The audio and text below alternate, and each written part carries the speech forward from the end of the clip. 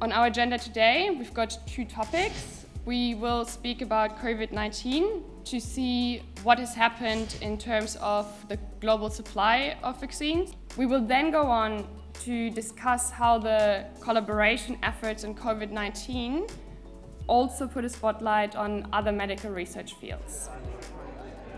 The distribution doesn't really work, yeah? The distribution vaccine is not getting to Africa, and there is a case for local production. When we set out, we were able to do 1 gram of mRNA per week. That's 20,000 doses per week. We have to scale this up to at least 100 million or 200 million, actually 1 billion doses, actually 3 billion doses. Why now? What the challenges? What about the quality? Why a joint effort? What can we do? How can we work with the countries and so on? So we know big hubs are important, but you need to go global into the countries, produce it there, and it's a connected world. This works. So as I said before, mRNA is actually suitable for these productions. There's enough technology and digitalization around to make this really work. And what I really see happening is how the world actually comes together much more closely, working on amazing, challenging topics that the world needs to solve, such as diseases, pandemics. That fascinates me, how we cannot solve these problems alone, state by state, but we need to collaborate, which in turn accelerates innovation. And this is something that we can learn from and take away from the summit. Future pandemics are going to be a part of our existence. We are not going to be able to change that. And if we don't put the same type of focus on driving technology improvements as we are for energy sources into solutions for infectious disease, I'm afraid that we can forget it all we want, but we need to invest in that. Research is not a luxury. Research is essential for our future survival.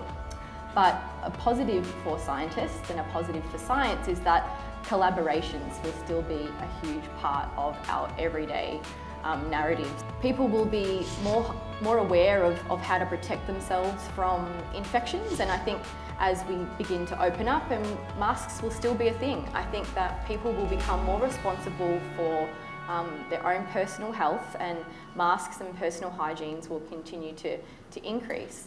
We're really at this point where we can start getting at very complex problems in different ways. I think the pandemic showed that home office and virtual connections work. So most of our colleagues from Pfizer, which we work tremendously close together, we never saw for a year actually. But I think it's good to have human interaction and really brainstorm ideas and bring these then into the world and implement those. We have a very nice expert here who will introduce into our next topic, which we called personalized medicine.